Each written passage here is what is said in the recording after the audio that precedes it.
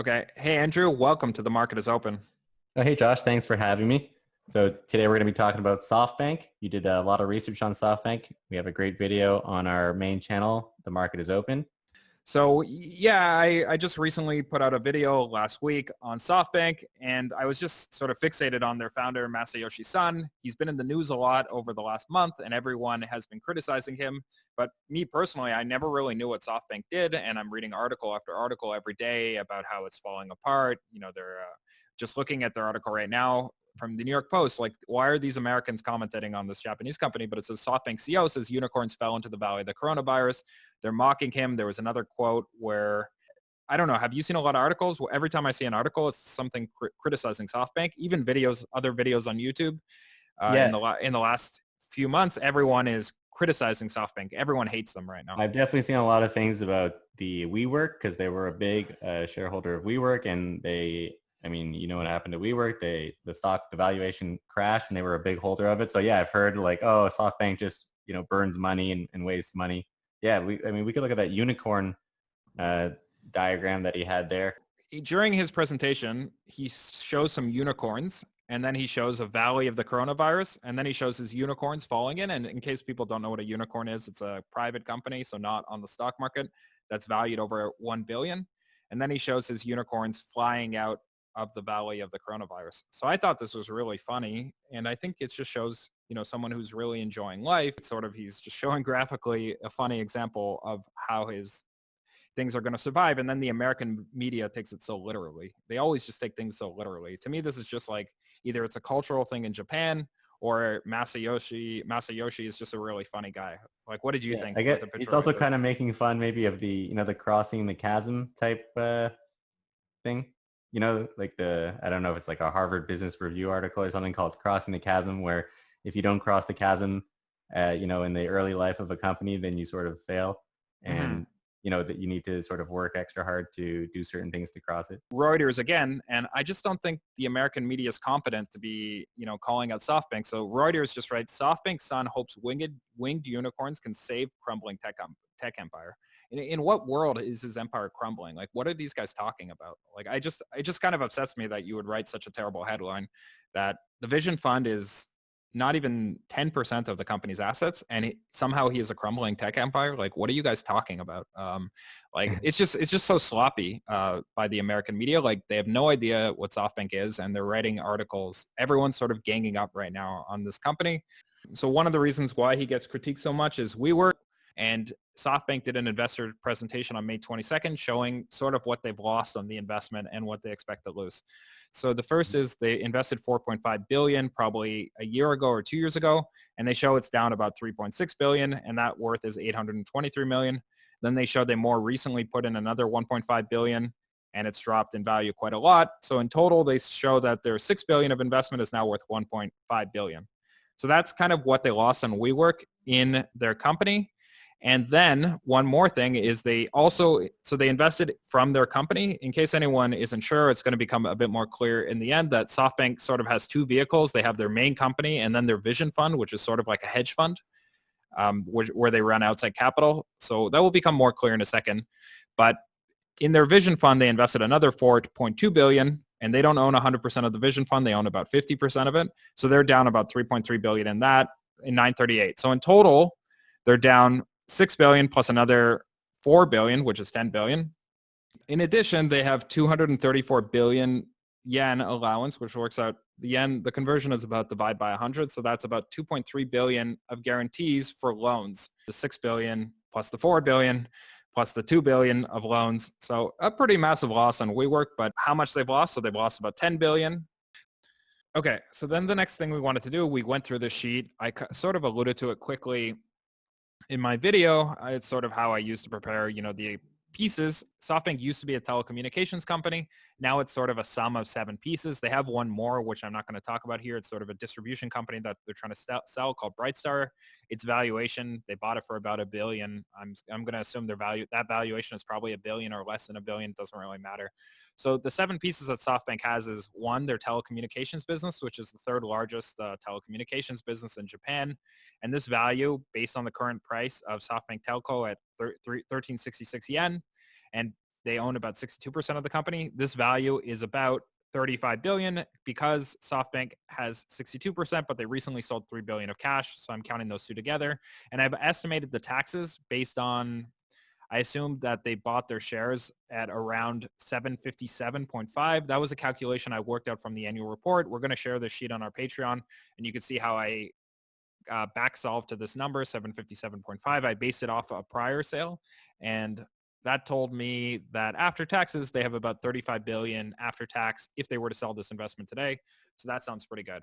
Then ARM Holdings, which you're excited about, and maybe you want to talk about, and Yeah, I'm pretty that seems to excited about be ARM that seems too. to be the most exciting part to me. And I mean, I haven't researched this company as much as you have, but I really like ARM Holdings. I think Apple and Amazon are going to start switching over to use ARM chips, and they're probably going to have to pay ARM a royalty every time they use their chips, even if they design it themselves. So I think that's going to be huge, and it's the only way to get it is through SoftBank. Basically putting ARM chips into PCs and cloud, which is the two places they weren't in before. Yeah, so that will be huge. But imagine, so IoT is supposed to exceed Internet of Things. This is things like routers. What about cars? Like each car is going to have a million chips on it, and they're all going to be ARM based. Like ARM has, I think, 90% of the market right now. So imagine every single car has an ARM chip, and all cars increase their amount of chips on them. Like they're already pretty big in IoT and mobile stuff. But if the IoT continues to grow the way it's been growing, then ARM will continue to expand. Okay, so that's an exciting investment. But again, the thing I like about them is like they haven't marked up this investment ever. They actually sort of do want to put it back on the public market. He really likes having all his investments on the public market to value it. Also, it's a way to get out. So it's kind of a cool investment for me. That's one of the reasons I bought the stock was, hey, I get to own a chip company that seems to have quite bright prospects. Do you The think next one, going to spin it off though or something? yeah, they've already indicated that they're going, like they're not going to spin it but off, spin but off a like, part of it? yeah, he loves, like if you notice almost all these companies have some of their shares on the public market. He loves owning stocks that are listed on the public market because a lot of people doubt his valuations. So he might even spin off some of the Vision Fund to make that public just because he loves seeing his assets publicly traded to gauge its value. That'd be cool. Sure. Okay. So Alibaba share owning, we don't really need to talk much about Alibaba. We know it's like by some metrics, like Shopify, you talk about it, gross merchandise volume. By gross merchandise volume, Alibaba is the biggest e-commerce company. As Alibaba earns money during the year, because it's an equity investment, they already realized some of the tax positions. So 20 billion, they've already recognized the tax position on about 20 billion. I have a bit more in the footnote. You can go through that. But after tax, it's about 95 billion. Then T-Mobile, they're already planning to sell this position. They bought it about 20 billion, 22 billion. Now it's worth 29 billion. Other investments, I'm not quite sure. I mentioned in a footnote in our video, there's a call option that could be worth about 7 billion max. I'm not sure if that's in other investments. I'm going to wait for the SoftBank annual report to come out.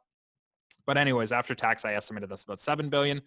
The Vision Fund assets I just updated based on seeing their most recent presentation, and I believe it's worth about 20.9 billion. I'll show you the slide from the Vision Fund presentation, but that's that. And then their cash is about 31 billion. So great. So SoftBank has 25 trillion yen of assets, or 237 billion of assets after tax. Like that's incredible.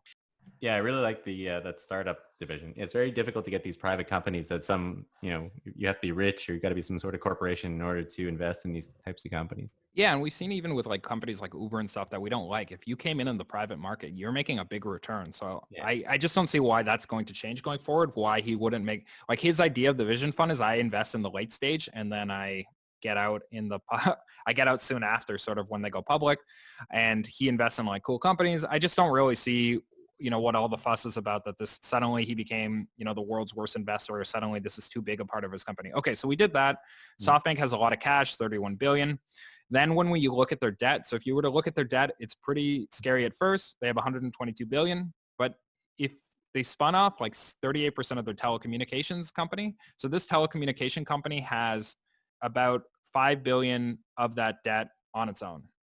So when you minus that out, and I'm going to add in these WeWork guarantees that we talked about before, and then some of the Vision Fund debt, a lot of again, dumb American journalist reporters think the Vision Fund, like SoftBank owns the liabilities, but SoftBank is showing that this doesn't seem to be part of SoftBank itself. So if the Vision Fund were to go to zero, they don't guarantee the debt. So this 4 billion is separate from, the main company. So that's another 4 billion. Then we get a net value of 16 trillion yen, or 153 billion. In the US market, SFTBY, 4 billion shares around. Share price should be about 37. That's 58% upside. And in the Japanese market, it's this. And then so something cool to think about. So we have a description of, what the 9984, that's on the Tokyo Exchange. SFTBY, it's an over-the-counter. It's unsponsored, which is something that I just learned about in the last 2 weeks. But unsponsored just means that the company itself is not putting the shares on. But different banks, Deutsche Bank, JP Morgan, are managing the ADR listing, and the volume is quite good on SFTBY. But definitely check out some of these documents if you're interested in their stock, which explains one document just quickly that I wanted to show. So the Deutsche Bank is kind of cool. It shows the premium versus discount. So you can see the premium and discount almost track each other perfectly over time, which is nice. As an investor, you know that your SFTBY is going to track it. And technically, your SFTBY can be traded in for those shares. So you basically own 2 receipts that can be exchanged for the Tokyo shares. So that's pretty reassuring. So then I wanted to show you one thing. SoftBank just recently announced an $18 billion share buyback. And I want to show what happens to their stock price if they buy back 18 billion of shares. Their stock price should then be worth about 71% more based on the net asset value. That's just because their stock right now is valued way under this net asset value. So if they start buying back stock and debt, so they announced 23 billion of debt repurchase, 18 billion of share repurchase. And someone asked on our Patreon page, let's just bring that up quickly. Great video. Is it mainly through asset sales that will catalyze the stock to catch up to the total value over time?